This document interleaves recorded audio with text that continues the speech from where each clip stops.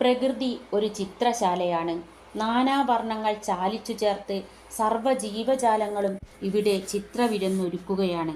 ഇപ്പം എന്താ പറഞ്ഞു വെച്ചാൽ, പ്രകൃതി നമ്മളെല്ലാവരും ഒന്ന് മുറ്റത്തേക്ക് ഇറങ്ങിയാൽ കാണുന്ന കാഴ്ചയാണില്ലേ. വീട്ടിൽ പൂക്കളൊക്കെ ഉണ്ടെങ്കിൽ അവിടെ ആര് വന്നിരിക്കും? ചിത്രശലഭങ്ങൾ.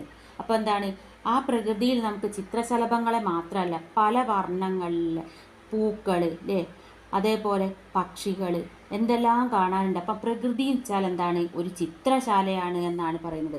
നാനാ വർണ്ണങ്ങൾ ചാലിച്ചു ചേർത്ത് സർവ്വ ജീവജാലങ്ങളും ഇവിടെ ചിത്രവിരുന്ന് ഒരുക്കുകയാണ്. അപ്പോൾ നോക്കാം നമുക്ക് കവിത. ചിത്രശലഭങ്ങൾ.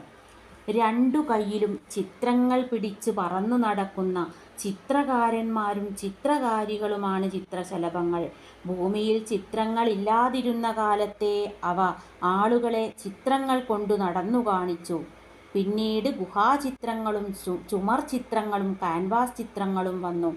അല്പായുസ്സുകളായ ചിത്രശലഭങ്ങൾ ചിത്രങ്ങളുമായി പറന്നു നടന്നു. പുഴുക്കളായി കഴിഞ്ഞ കാലത്തവ കയ്യിൽ ചിത്രങ്ങളില്ലാതെ കഴിഞ്ഞു. പുഴുക്കളുമാണ് ചിത്രച്ചിറകുകളുമാണ് വൈരൂപ്യവും സൗന്ദര്യവും കൂട്ടിക്കെട്ടി വൈരൂപ്യത്തെയും സൗന്ദര്യമാക്കുന്നവരാണ്. പറന്നു നടക്കുന്ന ചിത്രശലഭങ്ങൾക്കു പിമ്പേ മനുഷ്യരുടെ ബാല്യകാലം രണ്ടു ചിത്രങ്ങളും പിടിച്ചുകൊണ്ട് പറക്കുന്നു. മനുഷ്യർ വലുതാകുമ്പോൾ ചിറകുകൾ കൊഴിയുന്നു. ശേഷം പുഴുവായി ഇഴഞ്ഞു നടക്കുന്നു. ചന്ദ്രനോടൊപ്പം എസ്. ജോസഫ്.